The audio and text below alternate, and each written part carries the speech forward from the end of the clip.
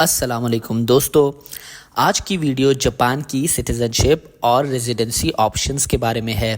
ख़ास तौर पर पाकिस्तानी पासपोर्ट होल्डर्स के लिए, अगर आप जापान में सेटल होना चाहते हैं या यहाँ शादी करना चाहते हैं या फिर आपका बेबी यहाँ बॉर्न होता है तो ये वीडियो आपके लिए बहुत हेल्पफुल रहेगी।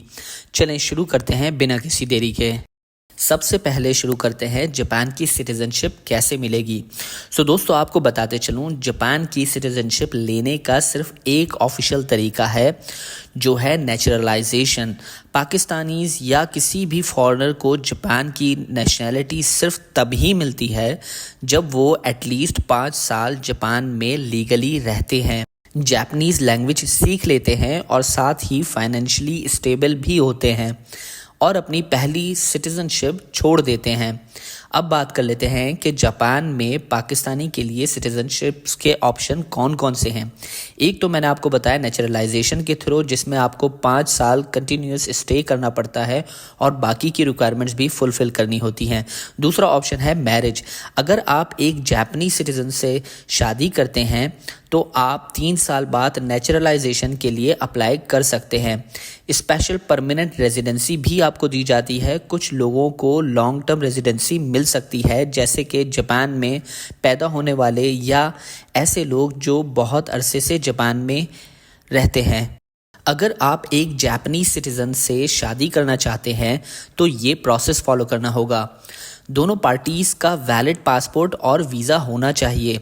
मैरिज रजिस्ट्रेशन के लिए वार्ड ऑफिस शियाकुशो में एप्लीकेशन देनी होगी।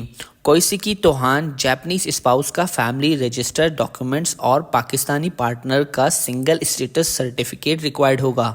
शादी रजिस्टर होने के बाद आप स्पाउस वीज़ा अप्लाई कर सकते हैं, जिसमें आपको जापान में लीगली स्टे और वर्क करने की इजाज़त मिल जाएगी।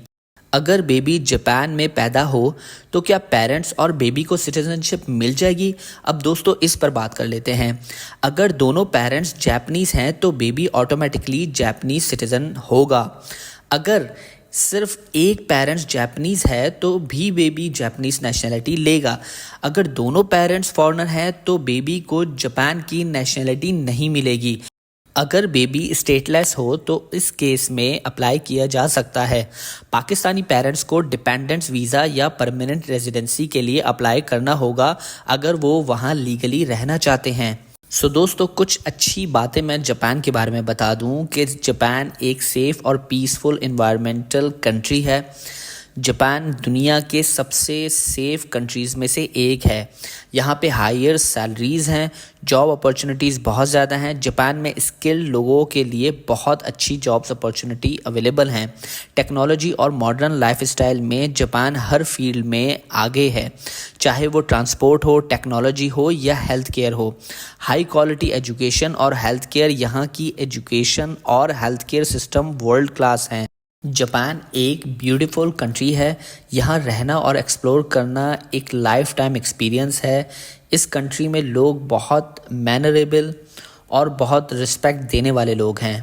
अब बात करते हैं जापान का पासपोर्ट कितनी कंट्रीज़ के लिए वीज़ा फ्री है। अगर आप जापान की सिटीज़नशिप ले लेते हैं तो आप दुनिया के 190 से ज़्यादा कंट्रीज़ में वीज़ा फ्री या वीज़ा ऑन अराइवल ट्रैवल कर सकते हैं। इसमें USA, UK, Canada, Australia, Schengen countries, Singapore, south Korea और बहुत सारी कंट्रीज़ शामिल हैं।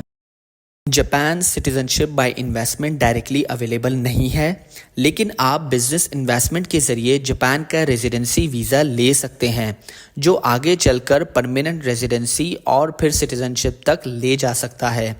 अगर आप बिज़नेस स्टार्ट करते हैं जापान में तो उसके लिए आप बिज़नेस मैनेजर वीज़ा अप्लाई कर सकते हैं। उसके लिए आपको 33,000 USD की इन्वेस्टमेंट रिक्वायर्ड होगी, जो आपको वहाँ इन्वेस्ट करना होगा। जापान में कंपनी रजिस्टर्ड करवानी होगी, साथ में एक ऑफिस भी रेंट पर लेना होगा और एक एम्प्लॉय जापानीज़ को रखना आपके लिए लाजिम होगा। अगर आपका बिज़नेस सक्सेसफुल होता है और आपका वीज़ा रिन्यू होता रहता है तो आप परमानेंट रेजिडेंसी के लिए क्वालिफाई कर सकते हैं। जापान एक ज़बरदस्त कंट्री है, लेकिन इसकी सिटीज़नशिप लेना मुश्किल है क्योंकि डुअल नेशनलिटी अलाउ नहीं करता और स्ट्रिक्ट रिक्वायरमेंट्स भी हैं। अगर आप सीरियसली जापान में सेटल होना चाहते हैं तो आप long term residency, work visa या मैरिज वीज़ा के ऑप्शंस को भी एक्सप्लोर कर सकते हैं। अगर आपको ये वीडियो पसंद आई तो लाइक करें, शेयर करें और चैनल को सब्सक्राइब करना ना भूलें। मिलते हैं आपसे अगली वीडियो में। अपना बहुत ख्याल रखिएगा। अल्लाह हाफिज़।